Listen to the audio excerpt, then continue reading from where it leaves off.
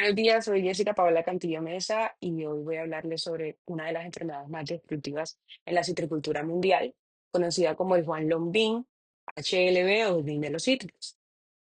Inicio expresando que esta es una enfermedad pues, causada por bacterias del género Candidatus leberibacter que afectan directamente el floema de los cítricos, bloquean el transporte de nutrientes, provocan la muerte progresiva del árbol y que es una enfermedad sin cura, con un impacto económico enorme, que afecta también la productividad y con una epidemiología muy compleja porque involucra la interacción entre la planta, el patógeno y el vector.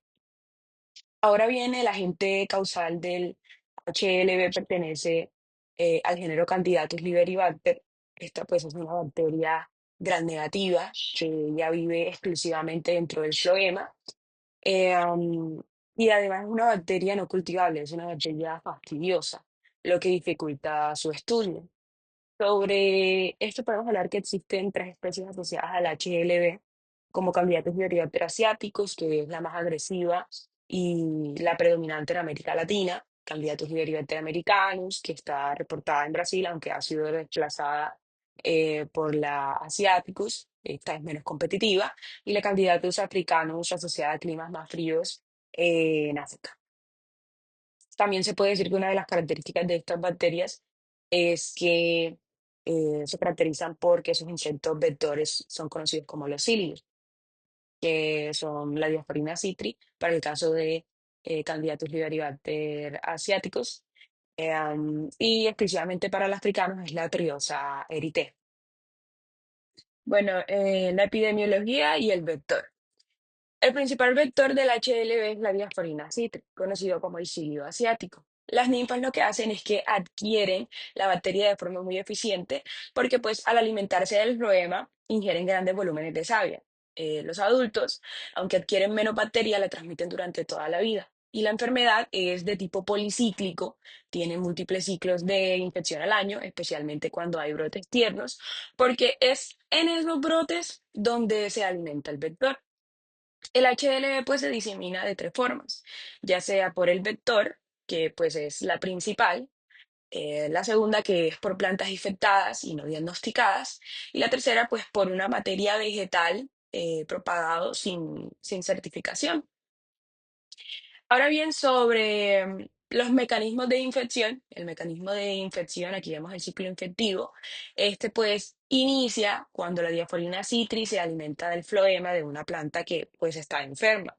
La bacteria lo que hace es que entra en el insecto y ya se va a multiplicar en su intestino y en las glándulas salivales.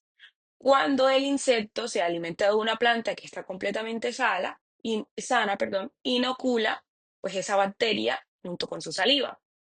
Ya dentro de la planta, pues la Liberibacter lo que hace es que va a colonizar el floema y ella va a obstruir los tubos cribosos y causa pues esa acumulación anormal de almidón. Va a provocar un estrés fisiológico, una desfoliación, caída de frutos, reducción del diámetro del tallo y pues finalmente pues la muerte progresiva del árbol. Cabe resaltar que esos síntomas se empiezan a conocer desde los 6 hasta los 24 meses. Sobre los factores predisponentes o factores que, digamos, favorecen el desarrollo del HLB, pues eso va a depender de la especie de Liberibacter. En el caso de Candidatus Liberibacter asiaticus, que es la que más se encuentra en América, las temperaturas cálidas oscilan entre los 25 a los 32 grados y esas son pues las que favorecen la multiplicación del vector y de la bacteria. También predisponen la infección, pues la presencia de brotes tiernos, de hospedantes alternos como la muralla paniculata, el estrés nutricional y pues las altas poblaciones del vector. También se puede resaltar que en regiones más frías es más común Liberibacter africanus y esta pues es transmitida por el cilido de la triosa eritea. Ahora bien, sobre los síntomas, el HLB produce síntomas muy característicos, pero que al inicio o en el campo, pues quizás son difíciles de interpretar. Los principales síntomas que uno encuentra incluyen un amarillamiento sectorizado en el árbol, es decir, no es simétrico, también es asimétrico del moteado foliar, hay hojas con zonas verdes, zonas amarillas irregulares, frutos pequeños, deformes, con sabores amargos, semillas abortadas y además se encuentra una floración fuera de época. Bueno, técnicas de diagnóstico. El diagnóstico del HLV se hace mediante tres métodos principales. El primero es la PCR, que es la reacción en cadena de la polimerasa. Este, pues, es un método molecular más preciso, eficiente, que él va a detectar ADN del Iberibacter en muestras de hojas jóvenes o peciolos. Es, pues, el método de confirmación oficial y pues el más eficiente. En lo segundo encontramos la prueba de yodo, que es un diagnóstico químico que se basa pues en la acumulación de almidón. Quizás, o sea, es una prueba de campo, pero ¿qué sucede? Que se puede confundir quizás por un desbalance nutricional en el que también puede existir una obstrucción de almidón. Pero a grosso modo en ese se realiza un frotis en vez de la hoja, porque pues allí se va a acumular más almidón cuando el florero está obstruido. Si aparece una coloración oscura tras el yodo, pues entonces hay una posible infección por HLV.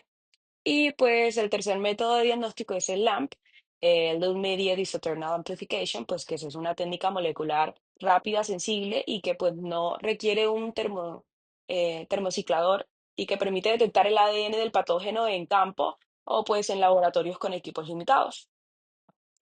Em, Y bueno, pues el manejo integrado del HLB consiste en combinar unas estrategias culturales, biológicas, químicas y eliminación de inóculo, pues para reducir la diseminación de candidatos Liberibacter y poder mantener esas poblaciones de Diaforina citri por debajo del umbral de daño. Como el HLB no tiene cura, pues el éxito del manejo depende únicamente de qué, de prevenir, de reducir el inóculo y de controlar el vector de una manera continua. En el caso del manejo químico, está dirigido exclusivamente al control de la diaforina citri porque no existe ningún producto capaz de eliminar candidatos y derivantes dentro del floema. Ahora, los insecticidas usados para esto pertenecen pues a tres grupos químicos principales y cada uno tiene un modo de acción distinto. El primero son los neonicotinoides, que tienen una acción sistemática, por ejemplo, el imidacloprid y el tiametoxam, ingresan pues por las raíces y se distribuyen por el xilema y el floema. Ellos lo que hacen es que alteran pues esos receptores nicotínicos de acetilcolina y lo que produce es una parálisis del insecto. Estos son muy eficaces en brotes tiernos, pues es donde más los cílidos se alimentan.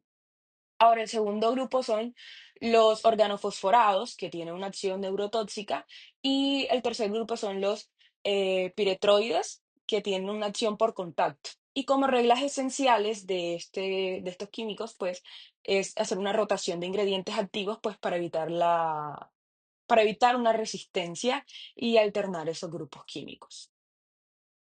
Ahora, el manejo biológico del HLB se centra en el control natural del vector. Y pues las herramientas más importantes son, primero, unos parasitoides, como por ejemplo la Chamaritzia radiata, pues es un enemigo natural, es altamente específico de Diaforina citri. Lo que hacen es que las hembras colocan unos huevos sobre las ninfas y la larva pues va a consumir completamente la ninfa, reduciendo pues su población. En países como Brasil y como México se usa en liberaciones masivas. Lo segundo es la implementación de unos hongos entomopatógenos, como por ejemplo la Beauveria baciana. Ellos infectan el cuerpo del cílido, lo colonizan, esos tejidos internos y pues lo matan. Además, pues tienen un buen desempeño en, digamos, ambientes húmedos y no van a generar una resistencia en insectos. Y como tercero tenemos a microorganismos benéficos de la rizósfera, por ejemplo, los bacillus. Ellos lo que hacen es que inducen una resistencia sistémica y van a mejorar el vigor de la planta, es decir, que le van a dar una mayor tolerancia al estrés del HLB.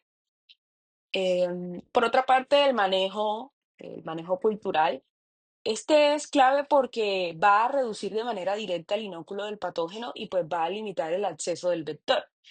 Ejemplos, eliminación de plantas infectadas, las buenas podas sanitarias, eliminación de los hospedantes alternos, como lo es la muralla paniculata, que funciona como un reservorio natural de ese vector.